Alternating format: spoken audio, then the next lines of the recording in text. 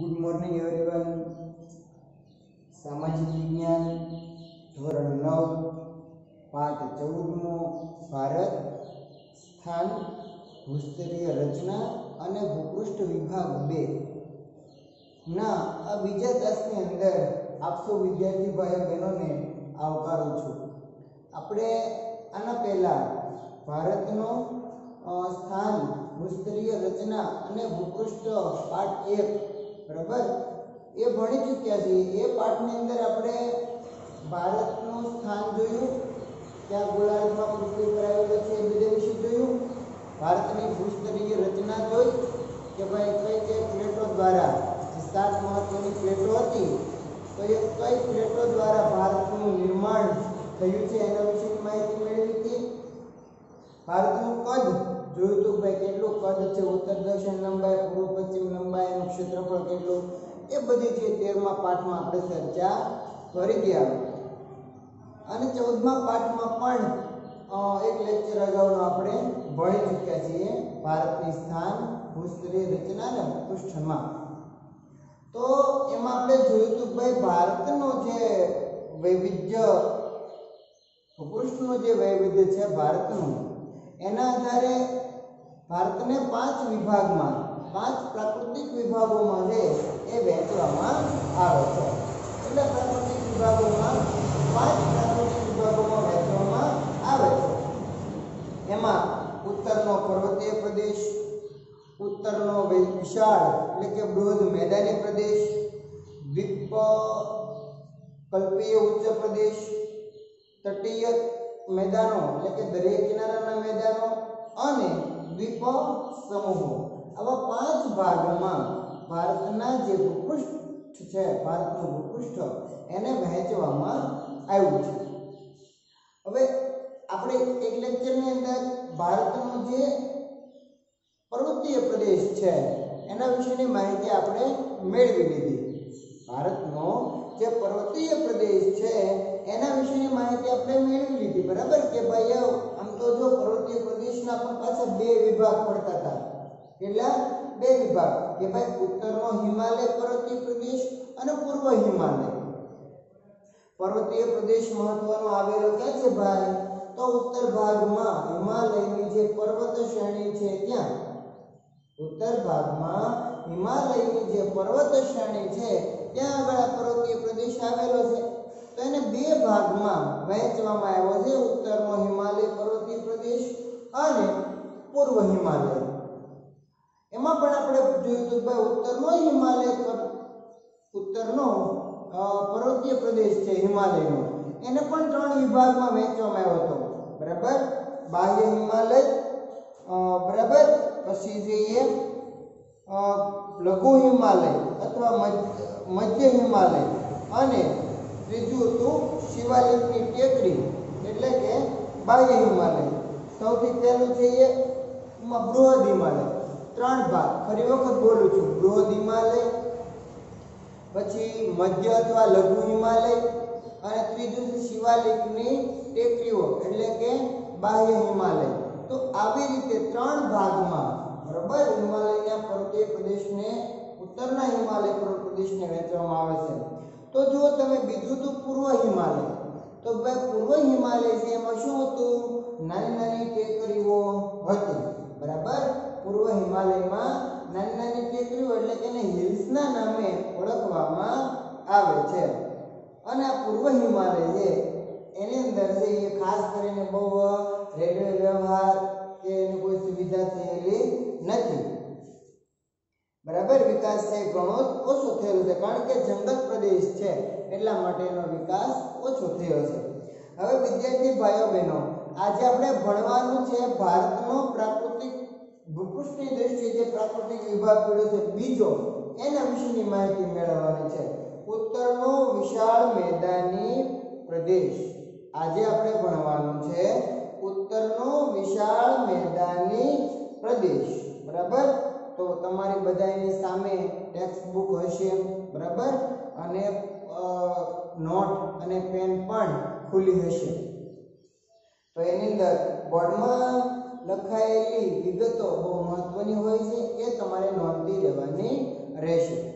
તો હવે આપણે આજે ભણવાનું છે ભારતના ભૂપૃષ્ઠના આધારે જે પ્રાકૃતિક વિભાગ પડ્યા છે એ 5 વિભાગો પૈકીનો બીજો વિભાગ ઉત્તરનો વિશાળ મેદાની પ્રદેશ. તો આપણે લખીએ બીજો વિભાગ છે ઉત્તરનો વિશાળ મેદાની પ્રદેશ.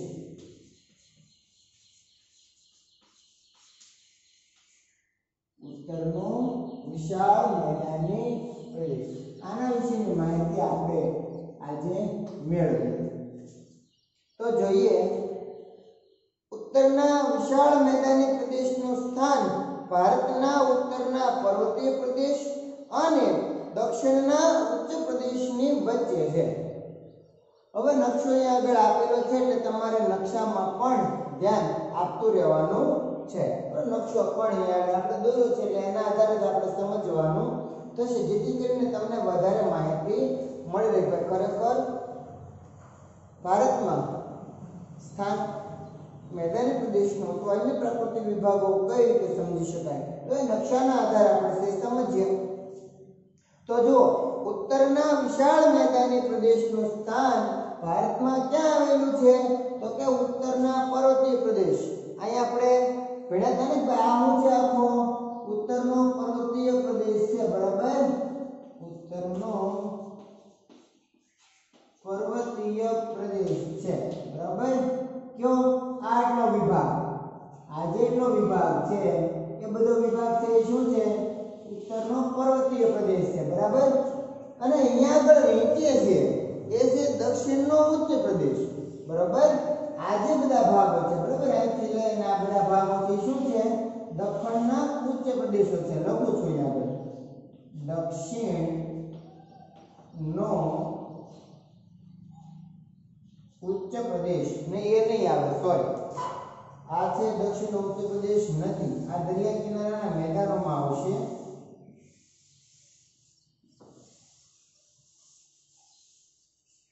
ફરી વખત જોઈએ હો, તમે ધ્યાન આપજો ખાસ. આ જે આખો વિભાગ છે, બરોબર, આ વિભાગ એ છે દક્ષિણનો ઉચ્ચ પ્રદેશ.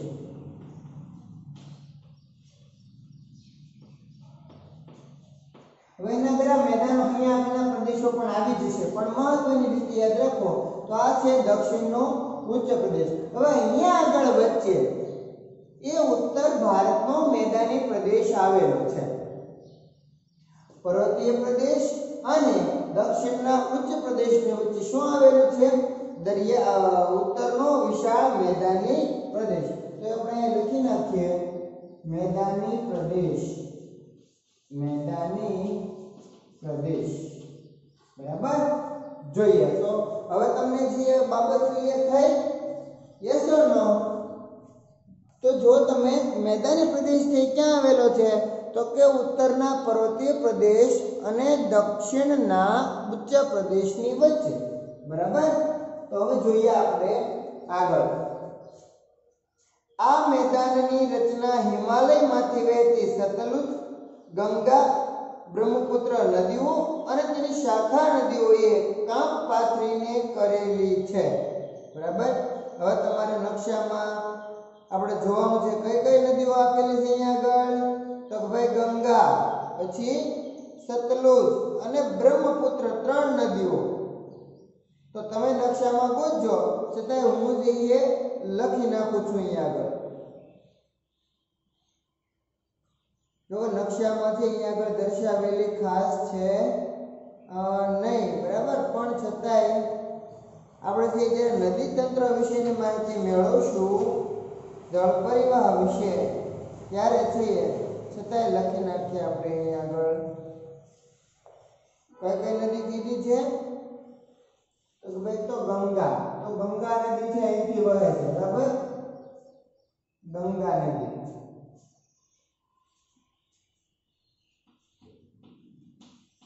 પછી બીજી કીધી છે આપણને સતલુજ.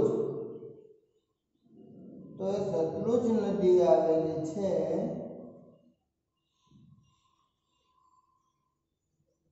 આમાં દર્શાવેલી છે નહીં, નકશામાં દર્શાવેલી છે સતલુજ નદી અહીંયા આવેલી છે, બરાબર, સતલુજ નદી, સતલુજ. અને જે નદી કીધી છે આપણે કઈ કીધી છે તો કે બ્રહ્મપુત્ર નદી. તો બ્રહ્મપુત્ર જે નદી છે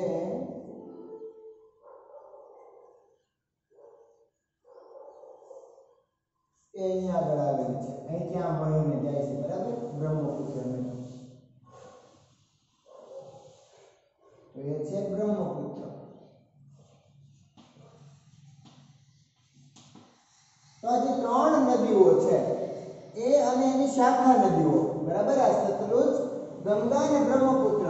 જો તમારે માત્ર અત્યારે કઈ નદી ક્યાંથી નીકળે યાદ રાખવાનું નથી, પણ તમારે એટલું યાદ રાખવાનું છે કે મેદાન કઈ નદીમાંથી બનેલું છે તે. તો સતલુજ છે, ગંગા છે અને બ્રહ્મપુત્ર, આ ત્રણ નદીઓના કાપથી એ મેદાન છે, બરાબર, ઉત્તરનું વિશાળ મેદાની પ્રદેશ એ બનેલું છે. આ મેદાનના કેટલાક ભાગમાં 50 મીટર સુધીની જાડાઈના કાપના થર આવેલા છે. આ જે ઉત્તરનું જે મેદાન છે એની અંદર 50 મીટરની ઊંચાઈના, તો તમે જમીનના તળિયેથી લઈ અને જમીન જ્યાં સુધી ઉપરનું પડ હોય ની એટલું કાપનું જાડું સ્તર છે, 50 મીટર જેટલું કાપનું જાડું સ્તર છે. અને આ મેદાન છે એ ઉત્તર ભારતનો ઘણો બધો વિસ્તાર રોકતું હોવાથી એને ઉત્તર ભારતનો વિશાળ મેદાની પ્રદેશ કહેવામાં આવે છે. આ જે મેદાન છે, બરાબર, ઉત્તરનો વિશાળ મેદાની પ્રદેશ એ ભારતનો ઘણો બધો ભાગ રોકે છે, એટલા માટે એને કહેવામાં આવે છે ઉત્તરનો વિશાળ મેદાની પ્રદેશ. ફરી એક વખત જોઈ લઈએ આપણે કઈ ત્રણ નદીઓથી બન્યો છે તો ગંગા, બ્રહ્મપુત્ર અને સતલુજ. ગંગા, બ્રહ્મપુત્ર અને સતલુજ, આમની વિશેષતાઓ પણ આપણે આગળ બાજુમાં લખતા જઈએ. તમારે પણ લખવાની છે, હો, લખો બધા. જો આનું સ્થાન લખવાનું છે પહેલા, આમ તો આખો મુદ્દો લખો એટલે તમને વધારે સમજાય. ઉત્તરના વિશાળ મેદાની પ્રદેશનું સ્થાન, ઉત્તરના વિશાળ મેદાની પ્રદેશનું સ્થાન, વિશાળ મેદાની પ્રદેશનું સ્થાન ભારતના ઉત્તરના પર્વતીય પ્રદેશ, ભારતના ઉત્તરના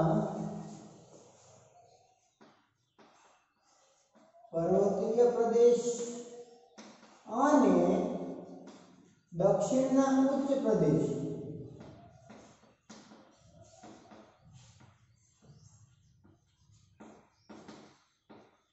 ની વચ્ચે આવેલું છે, વચ્ચે આવેલું છે. ક્યાં આવેલું છે તો ઉત્તરનો પર્વતીય પ્રદેશ અને દક્ષિણનો ઉચ્ચ પ્રદેશ, તો આની વચ્ચે જે છે એ મેદાની પ્રદેશ આવેલો છે. પછી લખીએ આપણે ત્રણ નદીઓ. ત્રણ નદીઓના માધ્યમથી છે, બરોબર, એ ખાસ કરીને બની છે. તો કઈ ત્રણ નદી છે? સતલુજ, ગંગા અને બ્રહ્મપુત્ર. સતલુજ, ગંગા અને ત્રીજી બ્રહ્મપુત્ર. અને બ્રહ્મપુત્ર, આ ત્રણ નદીઓના માધ્યમથી, આ ત્રણ નદીઓ, આ ત્રણ નદીઓ અને તેની શાખા નદીઓ અને તેની શાખા નદીઓ ના કાપથી બનેલું છે. આ મેદાન બન્યું છે. કઈ ત્રણ નદી? સતલુજ, ગંગા અને બ્રહ્મપુત્ર. આ ત્રણ નદી છે એના એ ત્રણ નદી અને એની શાખા નદી, બરાબર, એના કાપથી છે એ આ મેદાન બનેલું છે. આ મેદાનમાંથી કેટલાક ભાગમાં 50 મીટર સુધીની જાડાઈવાળા એવા કાપના થર આવેલા છે. 50 મીટર એવી જાડાઈ હોય તેવા. આ મેદાન ઉત્તર ભારતનો ઘણો વિસ્તાર રોકતો હોવાથી એને શું કહ્યું છે? તો ભાઈ ઉત્તરનો વિશાળ મેદાની પ્રદેશ. સમજાય છે બધાને કે નથી સમજાતું? તમારે આટલું યાદ રાખવાનું છે કે ઉત્તરના વિશાળ મેદાની પ્રદેશ ક્યાં આવેલો છે? તો કે ભાઈ પર્વતીય પ્રદેશ અને દક્ષિણના ઉચ્ચ પ્રદેશની વચ્ચે. કઈ ત્રણ નદીઓથી બન્યો? તો ભાઈ સતલુજ, ગંગા અને બ્રહ્મપુત્ર. હેને? જોઈએ નેક્સ્ટ. આ મેદાની પ્રદેશ આશરે 2400 કિલોમીટર લાંબો છે. કેટલો? 2400 કિલોમીટર લાંબો. ઉત્તરનો મેદાની પ્રદેશ તેની લંબાઈ છે 2400 કિલોમીટર. નદીઓએ બનાવેલ દુનિયાના સૌથી મોટા નદી મેદાન તરીકે તેની ગણના થાય છે. આ જે મેદાન છે એ નદીઓના કાપ વડે બનેલું છે. ઉત્તરનો વિશાળ મેદાની પ્રદેશ કઈ રીતે બન્યો? તો કે નદીઓના કાપ વડે. તો વિશ્વની અંદર દુનિયામાં નદીઓ દ્વારા બનેલું સૌથી મોટું કોઈ કાપનું મેદાન હોય તો એ છે આપણો ભારતનો મેદાની પ્રદેશ. ઉત્તર ભારતનો વિશાળ મેદાની પ્રદેશ એવો છે કે નદીઓએ કાપ પાથરીને બનાવ્યો સૌથી મોટું મેદાન. નેક્સ્ટ જોઈએ. આ મેદાન છે પૂર્વ ભાગ કરતા પશ્ચિમ ભાગ વધારે સાંકડો છે. આ મેદાનનો જે પૂર્વ ભાગ છે, બરોબર, આ પૂર્વ દિશા છે ને, આ પશ્ચિમ દિશા છે. તો પૂર્વ ભાગ કરતા પશ્ચિમ ભાગ કેવો છે? સાંકડો છે. અને આ મેદાન લગભગ સપાટ છે. ખરબચડું કે ઉચ્ચ પ્રદેશો કે એવું કઈ આવેલું નથી, પણ આ ઉત્તરનું મેદાન છે કેવું છે? સપાટ છે. તેના કોઈ પણ ભાગની ઊંચાઈ સમુદ્રની સપાટી કરતા 180 મીટર વધારે નથી. આ જે મેદાન છે ઉત્તરનું, બરાબર, તો એ ઉત્તરના મેદાનની સમુદ્રની સપાટીથી 180 મીટર કરતા વધારે ઊંચાઈ છે નહીં. નહીતર શું થાય? સમુદ્રની સપાટી કરતા વધારે ઊંચાઈ હોય તો એ ઉચ્ચ પ્રદેશ ગણાય. શું ગણાય? ઉચ્ચ પ્રદેશ. પણ 180 મીટરથી વધારે ઊંચાઈ છે એ કોઈ પણ ભાગની નથી. દિલ્હી પાસે આ મેદાન સાંકડું છે. દિલ્હીની પશ્ચિમ બાજુએ સતલુજનું અને પૂર્વ બાજુએ ગંગાનું મેદાન આવેલું છે. અહીંયા છે દિલ્હી, બરાબર, અહીંયા આગળ આવેલું છે આપણું દિલ્હી. હવે જો દિલ્હીની પશ્ચિમ બાજુએ સતલુજનું મેદાન છે અને પૂર્વ બાજુએ ગંગાનું મેદાન છે. સતલુજ નદીની શાખા નદીઓ વહેતી છે ને ભારતમાં, બરોબર. તો જો તમે સતલુજ છે દિલ્હીની પૂર્વ બાજુએ સતલુજનું મેદાન છે ને, સોરી, પશ્ચિમ બાજુએ સતલુજનું મેદાન છે અને પૂર્વ બાજુએ જે શું છે તો ભાઈઓ ગંગાનું મેદાન છે, બરોબર. આથી દિલ્હીને ગંગાના મેદાનનું પ્રવેશદ્વાર કહેવામાં આવે છે. ગંગા નદી ભારતમાં ક્યાંથી પ્રવેશે છે? તો કે દિલ્હીમાંથી.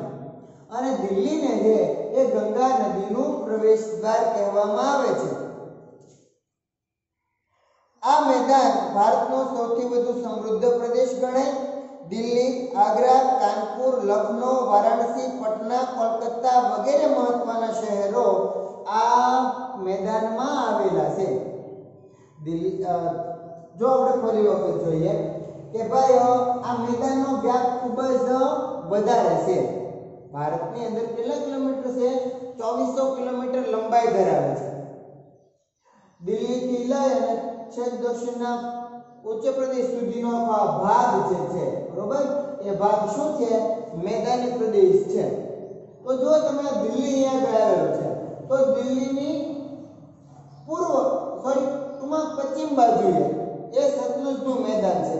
ફરી વખત જોઈએ, લખવામાં ભૂલ નથી થતી ને, બરાબર. દિલ્હીની પશ્ચિમ બાજુ, બરાબર, દિલ્હીની પશ્ચિમ બાજુ સતલજનું મેદાન છે અને દિલ્હીની પૂર્વ બાજુએ એ ગંગાનું મેદાન છે.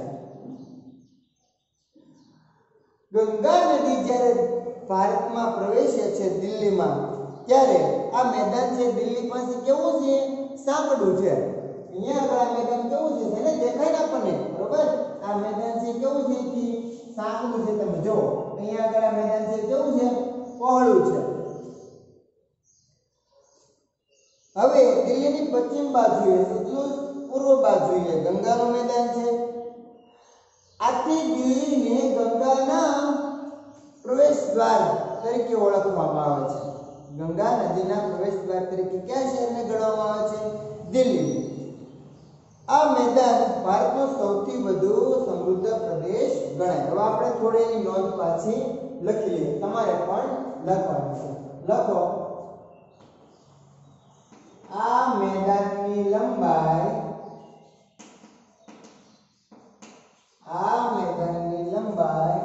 2400 કિલોમીટર છે. 2400 કિમી છે. પછીનો મુદ્દો લખો, આ મેદાનની લંબાઈ 2400 કિલોમીટર છે. નદીઓએ બનાવેલા દુનિયાના સૌથી મોટા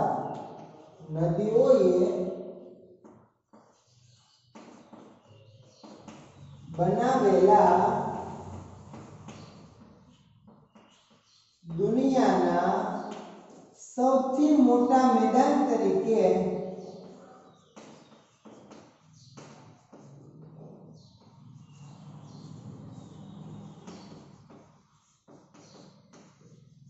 આ મેદાનની ગણના થાય છે.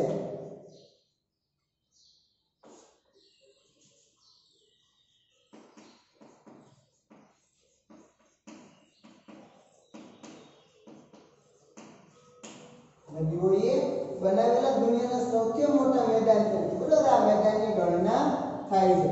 પછીનો મુદ્દો લખો,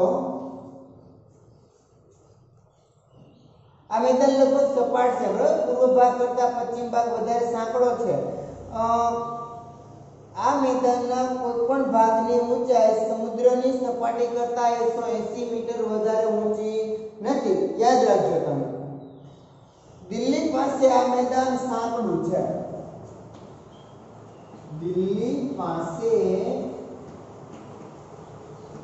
આ મેદાન કેવું છે? સાંકડું છે. દિલ્હી પાસે આ મેદાન સાંકડું છે. પછી લખો, દિલ્હીને ગંગાનું પ્રવેશ દ્વાર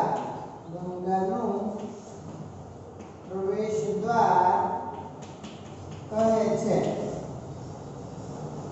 આ મેદાનમાં આવેલા શહેરો, આ મેદાની પ્રદેશમાં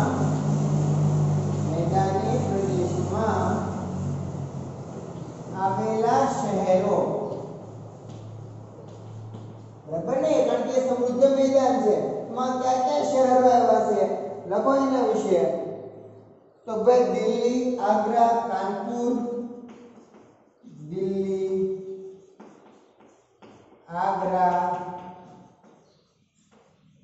કાનપુર, લખનઉ, અલ્હાબાદ,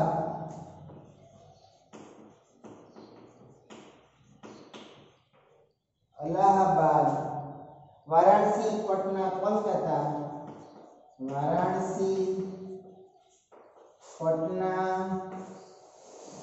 કોલકાતા. તો આ મેદાની પ્રદેશમાં આવેલા શહેરો છે. આ શહેરો છે બધા કેવા છે? તો કે મેદાન જ સમૃદ્ધ છે. આખું આ જે મેદાની પ્રદેશ છે ઉત્તરનો, એ જ સમૃદ્ધ છે. અને આ બધા શહેરો પણ ખૂબ જ સમૃદ્ધ એવા મહત્વના શહેરો પણ આ મેદાનમાં આવેલા છે. સિંધુ અને તેની શાખા નદીઓ ઝેલમ, ચિનાબ, રાવી, બિયાસ અને સતલુજ એ હિમાલય ક્ષેત્રમાંથી નીકળે છે. આપણે જ્યારે જળ પરિવાહ વિશેની ચર્ચા કરીશું, કઈ નદી ક્યાંથી નીકળે, ભારતનું નદી તંત્ર જોઈશું, ત્યારે આની માહિતી તમને વિશેષ મેળવશું. પણ અહીંયા આગળ જે સિંધુ નદી નીકળે છે, બરોબર, એ સિંધુ નદી અને એની શાખા નદીઓ કઈ કઈ છે? ઝેલમ, ચિનાબ, રાવી અને બિયાસ. ઝેલમ, ચિનાબ, રાવી, બિયાસ અને સતલુજ એ બધી હિમાલયના ક્ષેત્રમાંથી નીકળે છે. આપણે આગળ લખ્યું હમણાં સિંધુ અને તેની શાખા નદી. હવે સિંધુ નદી છે એ પશ્ચિમ તરફ વહી અને ઝડપી વળાંક લઈ અને દક્ષિણ તરફ વહી અરબ સાગરને મળે છે. હવે સિંધુ નદી છે ને અહીંથી પસાર થાય છે તો ભારતમાં, પછી અહીંયા આગળ પાકિસ્તાનમાં જાય છે, બરોબર, અને પાકિસ્તાનમાં જાય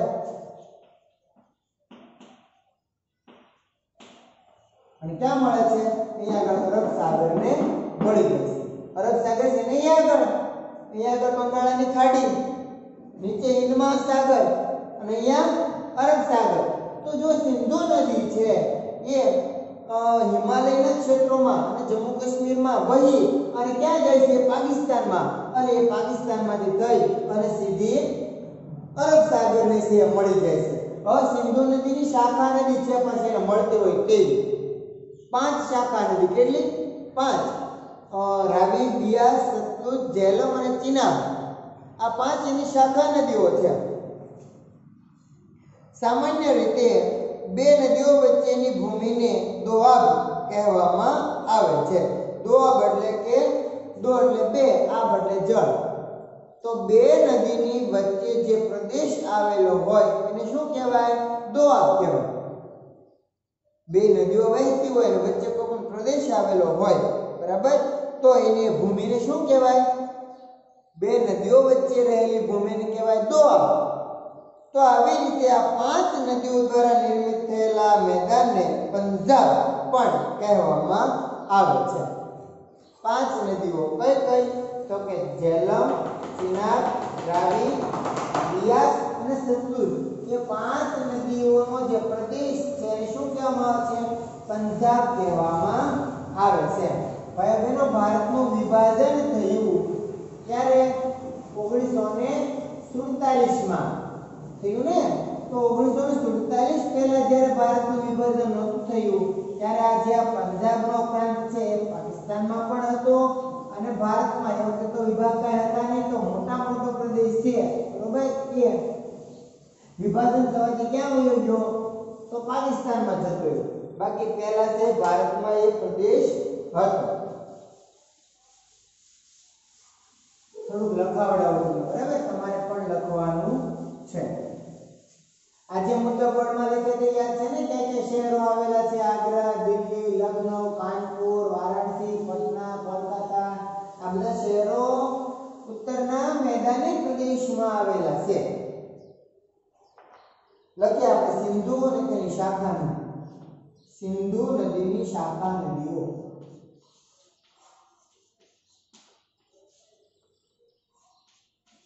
સિંધુ નદીની શાખા નદીઓ કઈ કઈ છે? બોલો, તમારે બોલવાનું છે. 5 છે ને? આપણે ક્રમમાં લખીએ. ઝેલમ,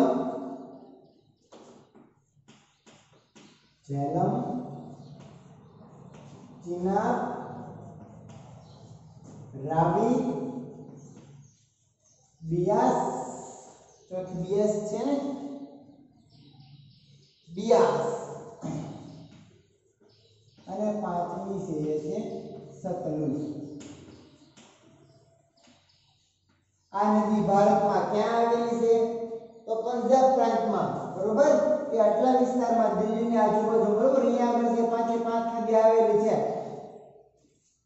જ્યારે આપણે ભારતનું નદી તંત્ર ભણીશું ત્યારે દરેક બાબત એમાં આવી જશે. ભારતનું નદી તંત્રમાં આવી જશે ત્યારે માત્ર તમારે એટલું યાદ રાખવાનું છે કે જે સિંધુ નદી છે એની શાખા નદીઓ દ્વારા પશ્ચિમ ભાગમાં જે એક વિશાળ મેદાન નિર્માણ પામ્યું છે અને એ મેદાન આવેલું છે પંજાબમાં. અને પંજાબનો મોટો પ્રાંત કયા દેશમાં છે? પાકિસ્તાનમાં છે. બે નદીઓ વચ્ચેના ભૂમિભાગને શું કહેવાય? દોઆબ કહેવાય. વ્યાખ્યા લખી.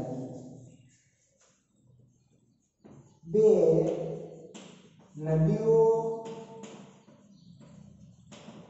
વચ્ચેના ભૂમિભાગને શું કહેવાય? દોઆબ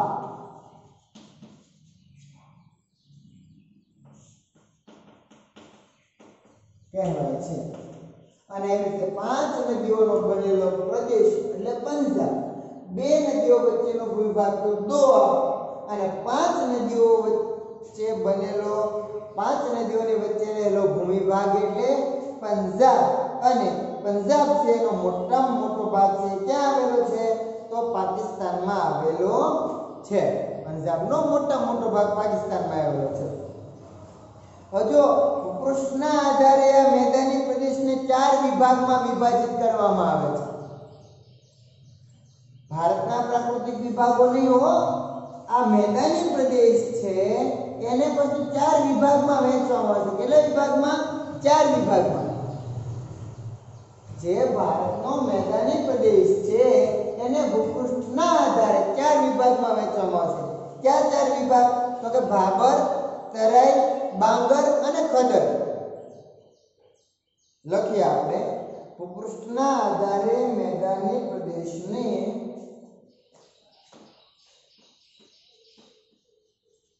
ભૂપૃષ્ઠના આધારે મેદાની પ્રદેશને ચાર ભાગમાં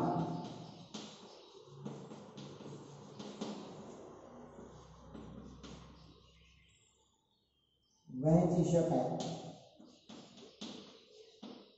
ચાર ભાગો કઈ ગયા? તો આપણે કેટલી વ્યાખ્યા લખવાની છે એટલે કે સાથે નથી લખવું, વ્યાખ્યા લખીને સમજાવશું. બરાબર?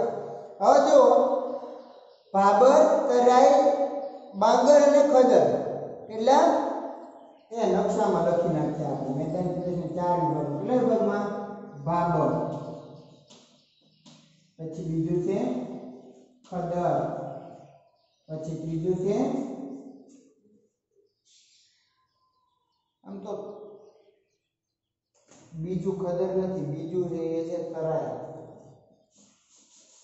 ક્રમમાં લખી વ્યાખ્યા પણ ક્રમમાં એ પ્રમાણે આવી શકે. તરાઈ, પછી ત્રીજું છે એ છે બાંગર અને ચોથું છે એ છે ખદર. તો આ મેદાની પ્રદેશ છે અને કેટલા ભાગમાં વહેંચવામાં આવશે? ભૂપૃષ્ઠની દ્રષ્ટિએ ચાર ભાગમાં. ભાબર, તરાઈ, બાંગર અને ખદર. તો એટલે ચાર ભાગમાં વહેંચવામાં આવશે. હવે જોઈએ આપણે. સિંધુ નદીથી તીસ્તા નદી સુધી શિવાલિકની તળેટીમાં કંકર પથ્થરોની એક પાતળી પટ્ટી નદીના પ્રવાહને સમાંતર ગોઠવાયેલી છે. આ 8 થી 16 કિલોમીટર પહોળી જે નદી છે, જે મેદાન છે, બરોબર, એ પાતળી પટ્ટીને ભાબર કહેવામાં આવે છે. તો જો અહીંયા આગળ છે સિંધુ નદી, શિવાલિકની પર્વતમાળા, હરોળ જે છે ને, બરોબર. તો જો તમે એ સિંધુ નદીથી લઈ અને તીસ્તા નદી સુધી આપણે તીસ્તા નદી જોવાની છે.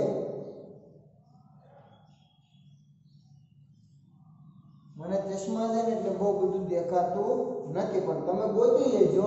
તો જો સિંધુ નદીથી લઈ અને શિવાલિકની હારમાળા તો અહીંયા જ આવેલી છે, પર્વતમાળા, એ તો ખબર છે ને, શિવાલિકની પર્વતમાળા અહીંયા આગળ આવેલી છે.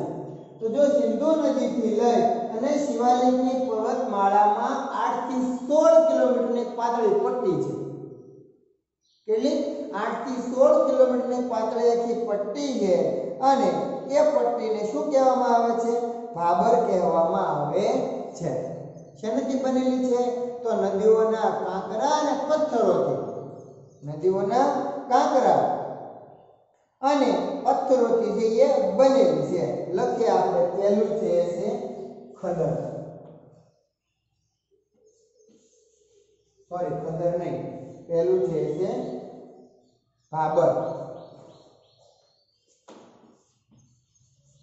ભાબર. તો લખો એની વ્યાખ્યા કે ભાઈ સિંધુ નદીથી તીસ્તા નદી સુધી, સિંધુ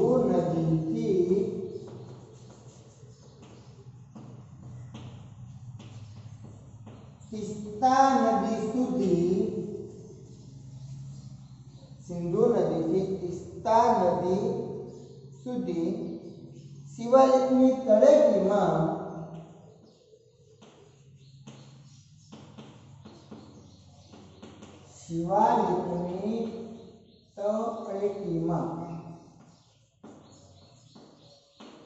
તળેટીમાં કંકર અને પથ્થરોની એક પાતળી પટ્ટી, કંકર પથ્થરોની એક પાતળી પટ્ટી નદીને સમાંતર વહે છે, ગોઠવાયેલી છે, નદીને સમાંતર ગોઠવાયેલી છે, જેને ભાબર કહે છે.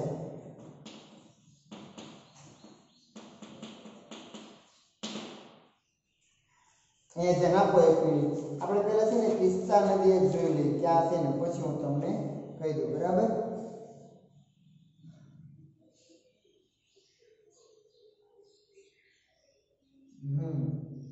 ઓકે, તો તીસ્તા નદી છે અહીંયા આવેલી છે બિહારમાં, બરોબર?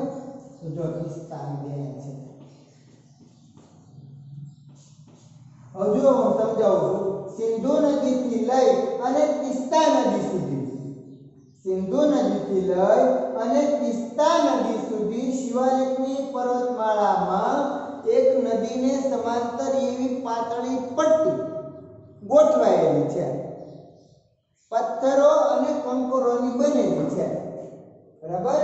સિંધુ નદીથી, અહીંયા આગળ સિંધુ નદી છે ને, અહીંથી લઈને અહીં સુધી, બરાબર? એ કંકરોની શિવાલિકની તળેટીમાં કંકરો અથવા પથ્થરોની પાતળી પટ્ટી નદીને સમાંતર ગોઠવાયેલી છે, તો એને શું કહેવાય? ભાબર કહેવામાં આવે છે. તો આ પહેલો મેદાની પ્રદેશ. બીજું છે ભાબર પછી તરાઈનું ક્ષેત્ર આવે છે, બરાબર? જેમાં વધારે ભીનાશવાળો અને દલદલીય છે અને ગીચ જીવો અને વન્ય જીવો જોવા મળે છે. બીજું જે છે તરાઈ. તરાઈ તો એના વિશે લખીએ કે ભાઈ ભાબર પછી તરાઈનું ક્ષેત્ર આવે છે. ભાબર પછી તરાઈનું ક્ષેત્ર આવે છે. આ વિસ્તાર વધારે દલદલી અને વિનાશવાળો છે. આ મેદાન વધારે વિનાશવાળું અને દલદલી છે.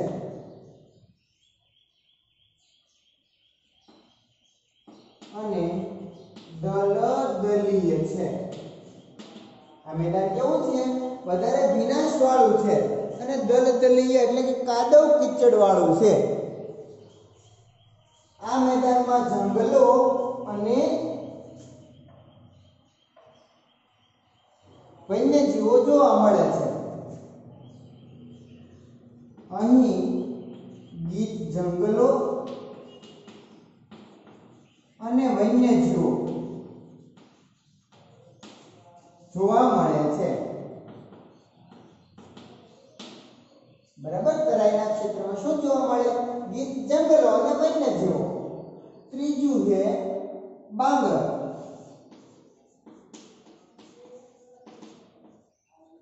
તો બાંગર એટલે કે જૂના કાપનું મેદાન, એને બાંગર કહેવાય. જૂના કાપના મેદાનને બાંગર કહે છે. જૂના કાપના મેદાનને બાંગર કહે છે. અને ચોથું જે છે ખદર. તો નવા કાપના મેદાનને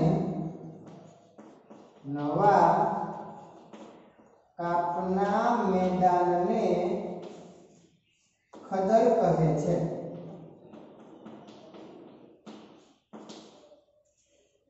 બરાબર? જૂના કાપના મેદાનને શું કહેવાય? બાંગર. જેની અંદર શું આવેલું હોય? તો ભાઈઓ નદીઓનો જે આ જે નવો કાપ એટલે પૂરનું મેદાન, નવો કાપ લખો તો પણ ચાલે, પૂરના નવા કાપના મેદાનને ખબર કે એ લખો તો પણ ચાલે. હવે જો નદીઓ દ્વારા નદી વહે છે તો સતત ને સતત તેને નીચેની ભૂમિનું ધોવાણ થવાનું છે કે નહીં? નદી જેમ જેમ વહેશે એમ એમ એની નીચે છે એ તો કાપનું ધોવાણ સતત થવાનું છે ને.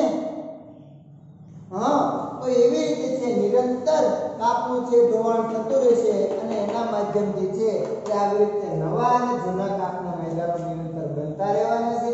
તો ભાઈઓ બહેનો ઉત્તરના વિશાળ મેદાની પ્રદેશ વિશેની માહિતી આટલી છે. તમને થાક લાગ્યો છે? કંટાળા જેવો અનુભવાય છે નહીં ને? હા, તો જો આટલી માહિતી તમારે યાદ રાખવાની છે. કેટલું ક્યાં મેદાન આવેલું છે, કોની વચ્ચે આવેલું છે, કયા શહેરો મહત્વના છે, એની લંબાઈ કેટલી છે, કઈ રીતે બનેલું છે, કઈ કઈ નદીઓ દ્વારા નિર્મિત થયેલું છે. પછી ભૂપૃષ્ઠના આધારે એના 4 પ્રદેશમાં વહેંચી શકાય. બરોબર, મેદાન પ્રદેશને 4 ભાગમાં વહેંચી શકાય. તો એ પણ તમારે યાદ રાખવાનું છે. તો અત્યારે બીજો લેક્ચર આગળ પૂર્ણ કરીએ. ત્રીજા લેક્ચરમાં આપણે મળીએ મળશું ત્યારે આગળની ચર્ચા કરીશું.